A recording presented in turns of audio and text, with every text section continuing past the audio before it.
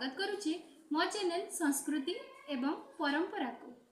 मध्ये देवी परात्परा भगवती माँ प्रकृति रूपिणी निर्लिप्तां गुप्तदेहां त्रिजगत जननी सूक्ष्म रूपां विचित्रां देवी मानंद कंदां कनक तनुधरां सर्व सौभाग्य रूपां देहि मे मुक्तिर्भक्ति हरिपद जुगलं जोगमायां स्मरामि। माँ सुभद्रा देवींक रथर नाम देवदलन काहींकी? तालध्वज परी देवी सुभद्रांक देवदलन रथर नाम पछरे मध्य अनेक रहस्य रहिछि। वाल्मीकि रामायणर एक आख्यान अनुसारे रावणर राजधानी स्वर्णलंकार अधिष्ठात्री देवी हेउछंती निकुंभिला। से बटमंगलांक परी एक देवी। रावणर पुत्र मेघनाद अमर हेबा पाई निकुंभिला देवींक बटवृक्षठारे गोटिए यज्ञ करिथिला। ताहा थिला एक सप्तयज्ञ। एही सप्तयज्ञर सप्तम तथा शेष यज्ञ हेला माहेश्वर। ब्रह्मा ताकू बर देइथिले जे सेही यज्ञ शेष परे सेथिरु गोटिए रथ बाहारिब। सेथिरे बसी युद्ध कले ताकू केही परास्त करि पारिबे नाही। सेही यज्ञ संपूर्ण हेबा परे निकुंभिला यज्ञ कुंडरू मेघनादकू गोटिए रथ मिलिला। सेथिरे बसी युद्ध करी से इंद्र एवं अन्य देवतांकू परास्त करिथिला। सेहिठारू ताहार नाम इंद्रजित हेला।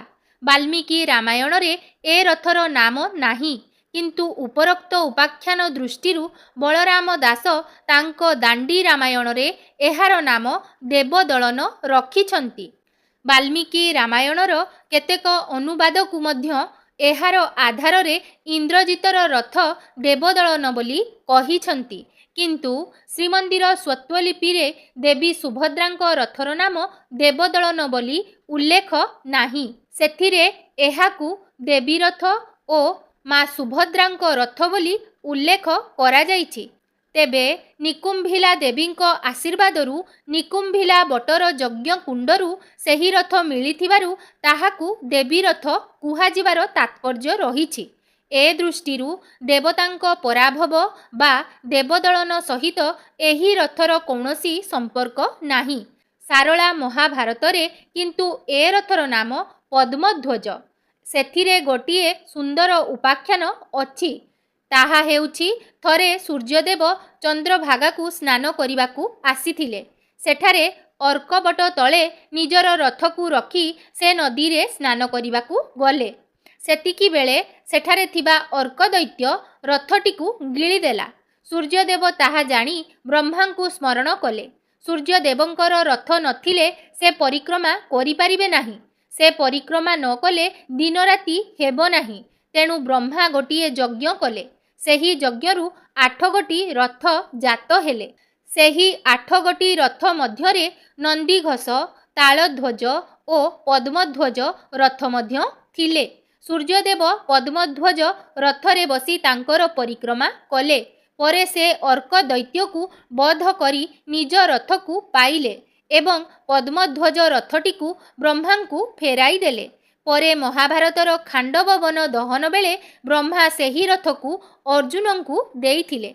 अर्जुन सेही रथरे बसी महाभारत युद्ध करिथिले। परे से देवी सुभद्रांक रथरे सारथी हेले। से दृष्टिरू देवी सुभद्रांक रथ पद्मध्वज। देवी सुभद्रांक रथ देवदलन। रथर अन्य नाम दर्पदलन एवं पद्मध्वज, कमलध्वज। रथर उच्चता 44 फुट 6 इंच। पूर्व उच्चता 21 हाथ। रथाधिप जयदुर्गा। रथरे व्यवहृत काठर संख्या 711 खंड। रथर चक संख्या 12। रथ ध्वजारे त्रिपुरा सुंदरी। रथर आयुध पद्म कल्हार। रथ पीठर नाम कांपल्य। रथर आवरण कृष्ण ओ लोहित वर्ण। सारथीर नाम अर्जुन बा मतांतरे देवदत्त एवं सात्वकी। रथ अश्वर वर्ण रक्तवर्ण बा नाली। अश्वर नाम रोचिका, मोचिका, जीता ओ अपराजिता।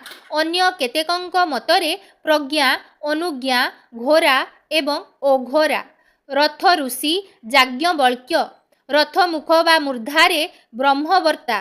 ରଥାଧୀଶ୍ୱରୀ ଜୟଦୁର୍ଗା, ରଥ ରକ୍ଷୟତ୍ରୀ ଉଗ୍ରଚଣ୍ଡୀ, ରଥ ଅଧୀଶ୍ୱର ଦେବତା ଶ୍ରୀ ସୁଭଦ୍ରା ଏବଂ ଶ୍ରୀ ସୁଦର୍ଶନ, ରଥ ଦେବୀ ଶ୍ରୀ ଏବଂ ଭୂ, ରଥ ଯକ୍ଷ କିଞ୍ଜ୍ୱଳିକା, ରଥ ଗର୍ଭାଧୀଶ୍ୱରୀ ଶକ୍ତି ଶକ୍ତି ସପ୍ତା, ଜୟା ବିଜୟା ଘୋରା ଅଘୋରା ସୂକ୍ଷ୍ମା ଏବଂ ଜ୍ଞାନା, ରଥର ଋଷି ପଟାରେ ଭୃଗୁ ସୁପ୍ରଭ ବଜ୍ର ଶୃଙ୍ଗୀ ଧ୍ରୁବ ଉଲ୍ଲୁକ ଏବଂ ପ୍ରବର୍ତ୍ତକ ଋଷିମଣ୍ଡଳ, ରଥର କୁମ୍ଭ ଅମୃତ ଯିବା କାୟା, ରଥର ଦ୍ୱାରପାଳ ବା ପୀଠ ପଟାରେ ଗଙ୍ଗା ଏବଂ ଯମୁନା, ରଥ ଗନ୍ଧର୍ବଙ୍କ ନାମ ହା ହା, ଚାରଣଙ୍କର ନାମ ମହାକ୍ରୂର, ରଥର ଯୁଗଳ ସୁଆର ନାମ ସୁପର୍ଣ୍ଣ ଏବଂ ଦ୍ୱାସୁପର୍ଣ୍ଣ, ରଥ ରତ୍ନ ମାଣିକ୍ୟ, ରଥ ଚକ୍ରର ନାମ ଦୀପ୍ତ, ଚକ୍ର ଉପରିସ୍ଥ ନେତର ନାମ ନାଦାମ୍ବିକା, ରଥକାର କାଳନେମି, କଳସ ଉପରେ ଥିବା ଶୂନ୍ୟ ଚକ୍ର ଦୀପ୍ତ ବା ସୁଦର୍ଶନ, ରଥ ଶିରରେ ଭକ୍ତି ସମେଦ, ରଥ ଶକ୍ତି ଚନ୍ଦ୍ରଘଣ୍ଟା, ଦଧିନଉତି ଉପରିସ୍ଥ କଳସ ତ୍ରୟର ନାମ ପରା ଅପରା ଏବଂ ବୈଖାରୀ, ରଥରେ ବ୍ୟବହୃତ ଚନ୍ଦ୍ରାତପର ନାମ ବୀରଘଣ୍ଟା, ରଥ ଦଉଡ଼ିର ନାମ ସ୍ୱର୍ଣ୍ଣଚୂଡ଼ ନାମକ ନାଗ, ରଥ ଚାମର ସେବା ସୁବେଧା ଦେବୀ, ରଥପାଳ ହରିହର, ଦେବଦଳନ ବା ଦର୍ପଦଳନ। ଏହି ରଥ ସମସ୍ତ ପ୍ରକାରର ପ୍ରାଣୀ ଦେବ ଅସୁର ସୁର ଗନ୍ଧର୍ବ କିନ୍ନର ଆଦିଙ୍କ ଦର୍ପ ବା ଗର୍ବକୁ ଦଳନ କରେ ବା ନଷ୍ଟ କରେ। ଏହା ସମ୍ପୂର୍ଣ୍ଣ ମାତ୍ରାରେ ଶାକ୍ତ ଉପାସନାର ପ୍ରତୀକ ଅଟେ। ଶ୍ରୀକ୍ଷେତ୍ରରେ ପ୍ରତିଷ୍ଠିତ ଶାକ୍ତ ପରମ୍ପରାର ଏକ ଉଦାହରଣ। ନବଶକ୍ତିଙ୍କ ଦ୍ୱାରା ବେଢ଼ିତ ଏହି ରଥର ଚିହ୍ନ ଓ ସଂକେତ ଅଟେ ପଦ୍ମ। ଏହାକୁ ଶକ୍ତିଧ୍ୱଜ ରଥ ବା ବିଜୟ ରଥ ମଧ୍ୟ କୁହାଯାଏ। ରଥର ଭଦ୍ରପୀଠ ହେଉଛି କାମ୍ପିଲ୍ୟ ଏବଂ ବ୍ରହ୍ମ ସଦନରେ ଅଷ୍ଟଦଳ ପଦ୍ମ ମଧ୍ୟରେ ସୁଭଦ୍ରିକା ଏବଂ ସୁଦର୍ଶନ ଉପାସିତ। ଜୟା ବିଜୟା ସେବା ମୁଦ୍ରାରେ ଦୁଇ ପାର୍ଶ୍ୱରେ ଉପନୀତ। 12 ଚକ ହେଉଛନ୍ତି 12 ରାଶି। ରଥର ରକ୍ଷାକର୍ତ୍ରୀ ଉଗ୍ରଚଣ୍ଡା, ରଥର ପାଳକ ତଥା ଦେବତା ହରିହର।